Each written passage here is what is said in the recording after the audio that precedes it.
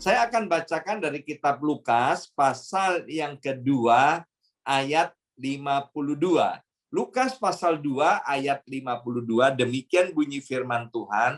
Dan Yesus makin bertambah besar dan bertambah hikmatnya. Bersama saya ucapkan, dan bertambah hikmatnya. 2, 3, dan bertambah hikmatnya. Lebih keras lagi, 2, 3, dan bertambah hikmatnya. Dan besarnya, dan makin dikasihi oleh Allah dan manusia. Ini berbicara tentang Yesus, Bapak Ibu sekalian.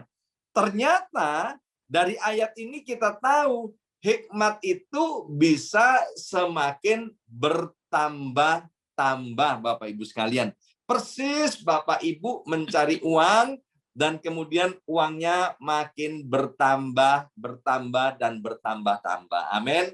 Saya berdoa biarlah uang Bapak Ibu sekalian tahun 2021 ini pertambahannya banyak banget sehingga tumpukannya makin tinggi. Bahkan tumpukannya jauh lebih tinggi daripada tumpukan-tumpukan yang pernah Bapak Ibu miliki di tahun-tahun yang lalu, ya.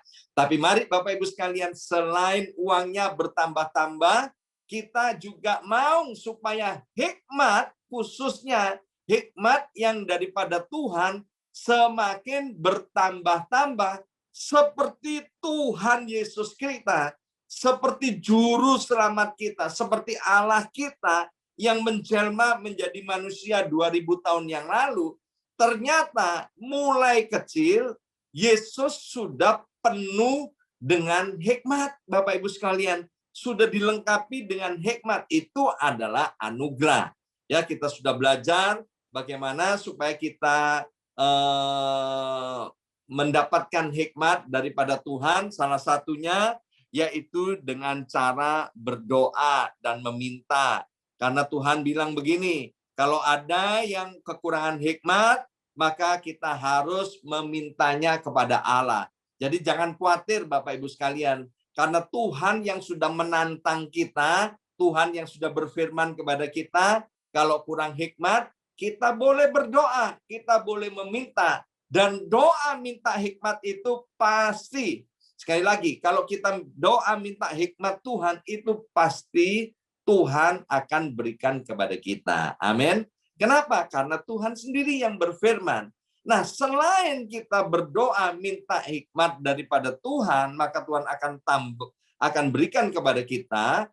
Tapi mari dengan hikmat Tuhan yang hari ini sudah ada pada kita, bagaimana cara supaya semakin bertambah-tambah seperti Yesus itu, saudara, waktu Yesus menjelma menjadi manusia 2000 tahun yang lalu. Nah, Yesus sendiri pernah mengajar begini, ya, bahwa orang yang mendengarkan firman dan yang melakukannya itu disebut orang yang bijaksana. Bijaksana itu artinya wisdom, ya. Kata hikmat di dalam bahasa Inggrisnya itu wisdom, Bapak Ibu sekalian, bijaksana. Jadi kalau mau hikmatnya bertambah-tambah, mari mulai hari ini biarlah hikmat Tuhan yang sudah ada pada kita praktekkan dalam kehidupan sehari-hari. Artinya, apa saja firman Tuhan yang sudah pernah kita dengarkan, bukan hanya sekedar menjadi pengetahuan di otak dan kepala kita, tapi harus kita praktekkan dalam kehidupan sehari-hari. Saya percaya kalau kita mulai praktekkan dalam kehidupan sehari-hari, maka hikmat itu akan Tuhan tambahkan, akan Tuhan tambahkan dalam kehidupan kita. Kita masih ingat dengan perumpamaan talenta. Ada yang punya 1 talenta, ada yang punya 3 talenta, ada yang punya 5 talenta. Yang punya 5 dan 3 talenta, ketika 5 dan 3 talenta ini dikerjakan, ya, tidak disimpan, tidak dipendam, maka kemudian Tuhan bilang begini, engkau adalah hamba yang setia dan baik. Maka sekarang aku akan tambahkan yang 5 ditambahin lagi 5, yang 3 ditambahin 3 menjadi 6. Sedangkan yang 1, dia bilang begini, aduh aku cuma punya 1 ya, aku simpen saja. Dan Tuhan bilang, kamu adalah hamba yang jahat dan malas. Nyala kamu sekalian pembuat kejahatan. Jadi kalau hikmat Tuhan yang Tuhan sudah berikan kepada kita, kita tidak kembangkan, kita tidak praktekkan dalam kehidupan sehari-hari. Tuhan bilang kita adalah hamba yang malas dan jahat. Dan Tuhan tidak suka, Bapak Ibu sekalian. Tetapi ketika kita mulai belajar, mulai taat, mempraktekkan dalam kehidupan sehari-hari, saya percaya hikmat Tuhan itu akan semakin bertambah-tambah dalam hidup kita. Sekedar reminder kembali kepada Bapak Ibu sekalian, di dalam kitab Amsal dikatakan mengapa kita perlu hikmat daripada Tuhan. Dalam Amsal pasal yang ketiga, Amsal pasal yang ketiga, ayat yang ke-13 sampai dengan ayat yang ke-18 itu, yang kita sudah dengar di session-session sebelumnya, bahwa dengan hikmat daripada Tuhan itu, Tuhan mau hidup kita berbahagia dan berhasil. Bersama saya ucapkan berbahagia dan berhasil. 2, 3, berbahagia dan berhasil. Nah, saya percaya Bapak Ibu sekalian, setiap kita kepingin hidupnya mengalami kebahagiaan dan keberhasilan. Bahagia itu apa? Ya kan? Bahagia yaitu ketika kita dalam keadaan sehat. Bahagia itu Tuhan karunia kita panjang umur. Di dalam kitab Amsal itu dikatakan bahwa di tangan kanannya panjang umur, ya kan? Di tangan kirinya kekayaan, kehormatan, dan kemuliaan. Itu kehendak Tuhan, Bapak Ibu sekalian, yaitu ketika kita mendapatkan hikmat daripada Tuhan yang semakin bertambah-tambah, maka hal itu akan kita capai. Ingat, kita sudah belajar beda daripada hikmat dari Tuhan dan hikmat daripada iblis. Hikmat daripada iblis, hikmat dari dunia, itu idenya datangnya dari iblis. Sekali lagi, ya, kita sudah belajar ada 2 macam hikmat, hikmat dunia dan hikmat Tuhan. Hikmat dunia itu idenya dari setan-setan. Jelas sekali ditulis di dalam kitab Yakobus pasal yang ketiga juga, ya. Yakobus pasal yang ketiga kita sudah belajar mulai dari ayat yang ke-14 sampai dengan ayat yang ke-17. Hikmat dunia, karena idenya dari iblis, maka kita tahu itu tujuannya untuk mencuri, membunuh, dan membinasakan. Mencuri kebahagiaan, mencuri damai sejahtera, mencuri apa lagi? Mencuri kekayaan, ya, mencuri harta benda kita, mencuri keluarga kita. Tujuannya pokoknya iblis mau kita itu menjadi binasa, saudara. Itu tujuannya, saudara. Maka itu hati-hati dengan yang namanya hikmat, Bapak Ibu sekalian. Tapi kalau hikmat dari Tuhan, hikmat Tuhan, idenya itu dari Tuhan, tentu mau Tuhan agar kita memiliki hidup, dan hidup itu di dalam segala kelimpahan. Saya pernah tahu seorang noni, ya, seorang noni dengan mamanya, dia rajin sekali pergi ke gereja. Dia rajin sekali pergi ke persekutuan-persekutuan, Bapak Ibu sekalian, ya, di kotanya, ya. Nah, ibu dan anak ini, dia ini rajin bekerja, ya. Dan saya tahu kalau orang yang rajin bekerja itu hikmat daripada Tuhan. Sebab Alkitab bilang kalau kita tidak bekerja jangan makan, ya. Dan Tuhan mau bahwa setiap orang bekerja dengan rajin. Maka itu kalau kita masih ingat firman Tuhan bilang begini, kalau kita ini harus memperhatikan semut. Semut itu nggak ada males-malesnya. Semut itu bekerja meskipun tidak ada yang mengawasi. Dan semut itu kerjanya sangat rajin. Nah, kembali kepada noni dan mamanya ini yang cinta Tuhan, maka noni dan mamanya ini, Bapak Ibu sekalian, setiap pergi ke persekutuan, pergi ke gereja, dia bawa jualan, ya. Ada yang dibuat sendiri, kemudian ada yang pulaan dari orang-orang yang lain. Itu bawanya jualan makanan dan kue-kue. Dan setiap pergi ke persekutuan dan ke gereja, maka jualannya itu laku. Ludes, des, des. Nah, ini kan namanya apa?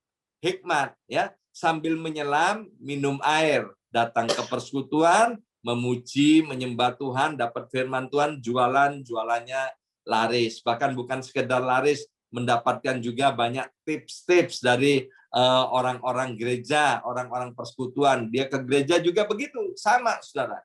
Nah, sampai satu kali kemudian noni ini ada yang naksir, ya, ada yang naksir, dan yang naksir ini ternyata seorang pria yang tidak di dalam Tuhan. Tapi pria ini, kata orang zaman sekarang, tajir melintir, ya kan, sugih, kaya raya, ya kan, pria ini kaya raya. Dan kemudian Noni ini mulai pacaran dengan pria ini. Dan teman-temannya yang sudah mengenal Noni ini dengan mamanya, dia bilang begini, ini ya kan, ibu, tante, kok boleh anaknya pacaran sama ini, ya kan? Tolong jangan pacaran sama dia, sebab Alkitab bilang kita ini tidak boleh berpasangan dengan pasangan yang tidak seimbang, tidak sepadan, ya kan? Bayangkan, saudara, ini satu noniknya dan mamanya dalam Tuhan, sementara pacarnya ini pria yang tidak mengenal Tuhan tapi kaya raya, saudara, ya kan? Nah, ini kan bingung ini, ya kan? Bingung, ya kan? Antara mau pakai hikmat Tuhan atau hikmat dunia. Hikmat dunia bilang apa? Kesempatan tidak akan pernah datang dua kali. Kapan lagi bisa dapat suami yang kaya raya? Meskipun tidak di dalam Tuhan, nggak apa-apalah.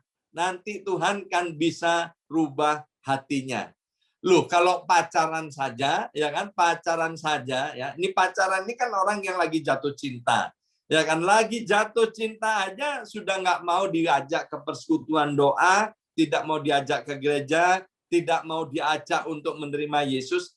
Jangan pernah mimpi nanti kalau sudah menikah, kemudian tiba-tiba orang yang tidak kenal Tuhan itu akan menjadi orang percaya. Jangan pernah mimpi seperti itu, Bapak Ibu sekalian, ya. Ingat, ide yang daripada iblis itu, hikmat dunia itu akan membawa kepada apa? Kebinasaan. Akhirnya, saudara, ya, noni ini dan mamanya nggak bisa diberitahu, saudara. Dan kemudian masuklah mereka di dalam pernikahan, ya. Dan kita tahu apa akan akibatnya yang terjadi, saudara. Karena noni ini miskin, ya kan, prianya kaya, nggak dalam Tuhan, ya kita tahu, saudara, apa yang terjadi. Tentu keluarganya tidak akan mengalami kebahagiaan yang dialami apa oleh noni ini ketika dia masuk dalam pernikahan, saudara. Ya, itu katanya makan apa? Makan ati, ya, makan ati, makan jeroan, makan rempelo, ya, semua, saudara, dimakan, sehingga hidupnya apa? Hidupnya tidak mengalami kebahagiaan. Ingat, hikmat dari Tuhan akan membawa pemegang dan pemiliknya mengalami kebahagiaan dan keberhasilan, tetapi hikmat daripada dunia akan membawa pemiliknya kepada kesedihan, kesusahan, kehancuran, dan kegagalan. Saya akan bacakan dari satu ayat yang ada di dalam 1 Raja-Raja pasal 4 ayat 29 sampai ayat yang ke-30. Ini adalah ayat yang terakhir dari pelajaran tentang hikmat. Dan Allah memberikan kepada Salomo hikmat dan pengertian yang amat besar serta akal yang luas seperti dataran pasir di tepi lautan, ya. Nah, biarlah Bapak Ibu Saudara sekalian melalui ayat yang terakhir ini bahwa ternyata Tuhan bisa memberikan hikmat itu luas, dan luasnya seperti dataran pasir di tepi lautan. Maka itu mari kita akan sama-sama berdoa, Tuhan, bila Engkau memberikan kepada kami ini hikmat seluas dataran pasir di tepi lautan. Untuk apa? agar hidup kita ini, Bapak Ibu Saudara sekalian, bisa dituntun oleh hikmat daripada Tuhan. Sehingga hidup kita bisa menjadi berkat buat banyak orang, dan orang boleh melihat perbedaan antara orang yang memiliki hikmat dunia dan hikmat daripada Tuhan. Dan orang yang bergantung kepada Tuhan, orang yang berharap kepada Tuhan, maka Tuhan akan mengaruniakan hikmat yang daripada sorga sendiri, dan hikmat itu ketika kita kerjakan dengan komitmen, dengan penuh konsisten, maka itu akan ditambahkan, dan semakin ditambahkan. Ya, jangan lupa untuk konsisten. Seperti Salomo, setelah mendapatkan hikmat yang begitu besar daripada Tuhan, dia menjadi orang yang bahagia dan berhasil pada awalnya. Tetapi karena tidak konsisten, ya ini kebanyakan manusia ini nggak bisa konsisten. Tetapi ketika tidak konsisten dengan hikmat daripada Tuhan, dicampur-campur dengan hikmat dunia, kita tahu akhirnya Salomo di akhir hidupnya mengalami yang namanya kegagalan-kegagalan. Mari Bapak Ibu sekalian, melalui pesan Tuhan ini, kita minta hikmat daripada Tuhan supaya semakin ditambah-tambahkan. Yang kedua, biarlah ketika Tuhan sudah menganugerahkan hari ini hikmat itu kepada kita, kita kerjakan hikmat Tuhan apa yang sudah ada ini, dan saya percaya itu akan bertambah-tambah, dan ketika sudah semakin bertambah-tambah, tetap harus konsisten. Tidak boleh on and off. Mempraktekkan firman Tuhan, mempraktekkan hikmat Tuhan dalam kehidupan sehari-hari. Amin. Mari kita berdoa. Berkati kebenaran firman Tuhan ini, Bapa.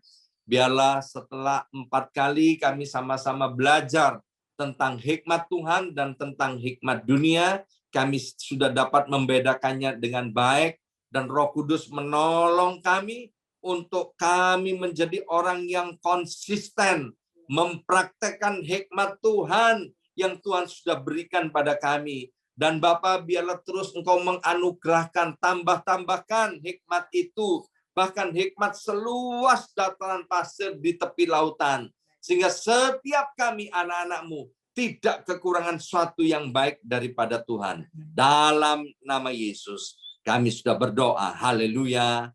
Amin.